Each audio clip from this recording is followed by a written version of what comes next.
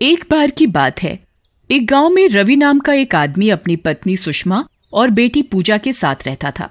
एक बार रवि सुषमा और पूजा को एक नदी के किनारे घुमाने ले जाता है। पूजा वहां जाकर खुश हो जाती है। अरे पिताजी, वाह, मजा आ गया, कितना मजा आ रहा है यहाँ, आप तो दुनिया के सबसे अच्छे पापा हो। पूजा को ऐसे देखकर सुषमा की आंखें भर जाती हैं। वो रवि से कहती है, देख रहे हो रवि, पूजा कितनी खुश है। तुम बहुत अच्छे हो, तुम बहुत अच्छे बाप हो। मैं कितनी खुश नसीब हूं कि तुम मुझे मिले हो।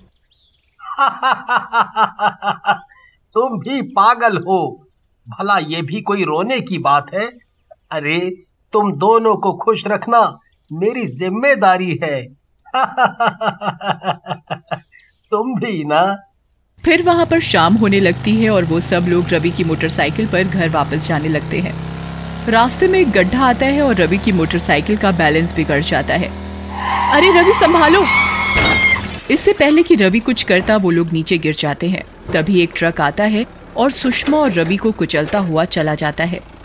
उधर पूजा भी मोटरसाइकिल से गिरने के बाद बेहोश हो जाती है। जब उसे होश आता है तो वो एक हॉस्पिटल में होती है। वहां उसके चाचा दीनू और चाची मोनिका खड़े होते हैं। चाचा जी, आप यहाँ, माँ और पिताजी कहाँ हैं? आप कुछ बोलते क्यों नहीं? कुछ बोलते क्यों नहीं? पूजा बिटिया, तुम्हारी माँ और पिताजी उस रोड एक्सीडेंट में मारे गए। लेकिन तुम चिंता मत करो, हम दोनों हैं उनकी जगह।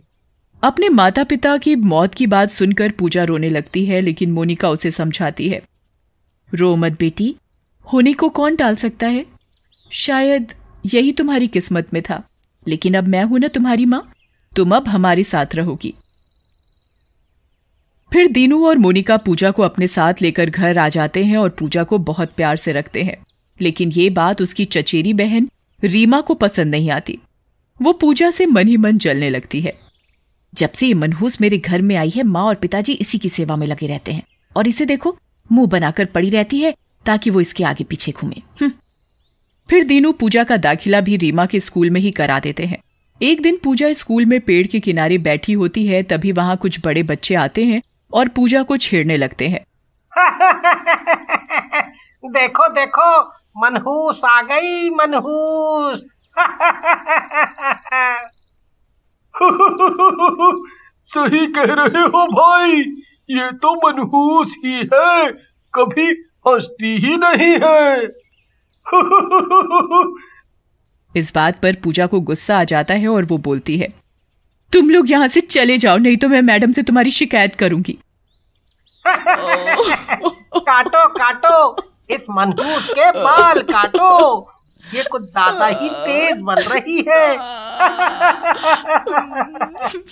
इस बात पर बच्चों को भी गुस्सा आ जाता है और वो पूजा के बाल काट कर उसे गंजा कर देते हैं। बाल काट कर सारे बच्चे वहां से चले जाते हैं और पूजा वहां रोने लगती है। माँ, पिताजी, आप कहाँ चले गए? ये लोग मुझे कितना परेशान करते हैं, इन्होंने तो मेरे बाल भी काट दिए। रोते रोते पूजा के मन में आत्महत्या का ख्याल आता है और वो एक कुएं के पास पहुंचती है। माँ, पिताजी, मेरा मन इस दुनिया में नहीं लगता, मैं भी आपके पास आ रही हूं। लेकिन जैसे ही पूजा कुएं में छलांग मारने के लिए जाने लगती है, तभी वहां पर धुआं ही धुआं हो जाता है और सुषमा चुड़ैल के रूप में उसके सामने आ जाती है। ये क्या कर रही हो पूजा? आत्महत्या करना तो पाप है, तुम तो मेरी बहादुर बेटी हो। माँ, तुम आ गई माँ, माँ मुझे भी अपने साथ ले जाओ। पूजा, मेरी बेटी, ये क्या कह रही हो? इस दुनिया में हर आदमी को अपने हिस्से के सुख और दुख खुद ही झेलने पड़ते हैं, और आत्महत्या तो करना सबसे बड़ा पाप है। लेकिन माँ, यहाँ सब लोग मुझे छेड़ते हैं, मनहूस कहते हैं, मुझ पर हंसते हैं। मेरी बेटी बस इतनी सी बातों से परेशान हो गई। वो सब तुमसे कमजोर हैं और नाकाबिल हैं, इसलिए तुम पर हंसते हैं। तुम उनसे अच्छी बन जाओ, देखो फिर वही तुम्हारे आगे पीछे घूमेंगे। माँ, मैं तुम्हारी बात समझ गई, अब से मैं तुम्हारी अच्छी बेटी बनकर दिखाऊंगी और कभी नहीं रोऊंगी। यही तो मैं चाहती हूँ मेरी बेटी, बस तुम खुश रहो और अपनी माँ और पिताजी के सपनों को साकार करो। ऐसा कहकर सुषमा पूजा के बाल फिर से पहले जैसी कर देती है और वहां से चली जाती। उधर अपनी माँ से मिलकर पूजा भी खुश हो जाती है और खुशी खुशी घर पहुंचती है। पूजा को खुश देखकर मोनिका पूजा से बोलती है, अरे वाह, आज तो पूजा बेटी बहुत खुश नजर आ रही है। वाह, क्या बात है। हाँ चाची जी, अब से मैं कभी नहीं रोऊंगी और हमेशा खुश रहूंगी।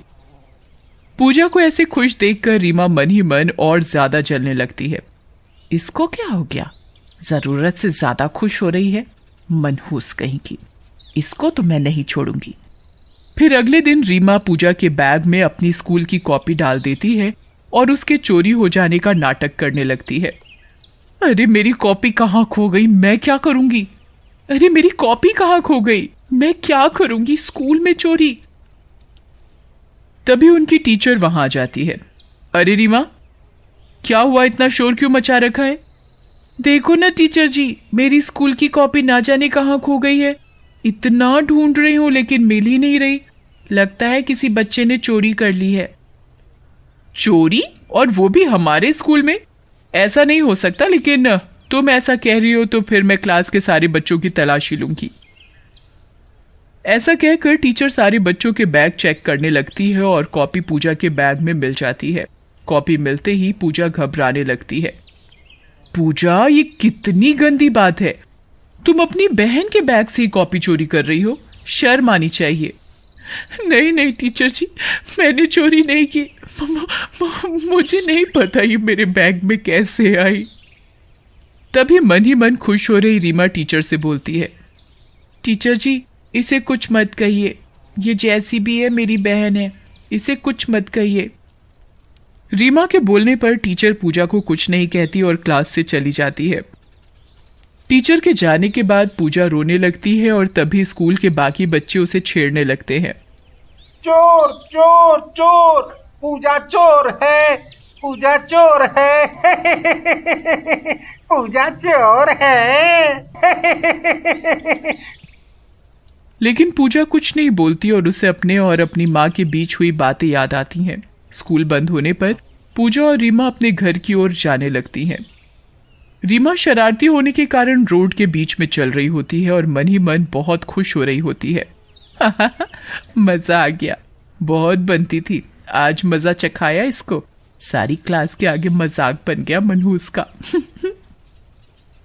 रीमा को रोड के बीच में चलते देख पूजा डर जाती है और रीमा को बोलती है, अरे रीमा, रोड के बीच में मत चलो। हमारी टीचर हमेशा हमें रोड के किनारे चलने को बोलते हैं, क्योंकि वहां पर कभी भी कोई हमें टक्कर मार सकता है। तुम होगी टीचर की चमची, मुझे रोका टोका मत करो। रोड के बीच में टक्कर मार देगा। तभी वहां एक ट्रक तेजी से रीमा की तरफ बढ़ रहा होता है और रीमा उससे अनजान होती है। पूजा ट्रक को आते हुए देख लेती है और उसे हटने के लिए बोलती है, अरे रीमा हटो, रोड के बीच में से हट जाओ। लेकिन रीमा रोड से नहीं हटती और ट्रक रीमा की तरफ तेजी से बढ़ने लगता है। ये सब देख पूजा रीमा के पास पहुंचती है और उसे धक्का देकर दूर हटा देती है, लेकिन इस वजह से पूजा ट्रक के नीचे आ जाती है। ये देखकर रीमा बहुत डर जाती है और पूजा को उठाती है। ये तुमने क्या किया पूजा? मेरे लिए अपनी जान जोखिम में डाल दी। मैं कितनी बुरी हूं जो तुमसे इतनी नफरत करती रही। मुझे माफ कर दो। तब तक वहां और लोग आ जाते हैं। पूजा को हॉस्पिटल ले जाया जाता है।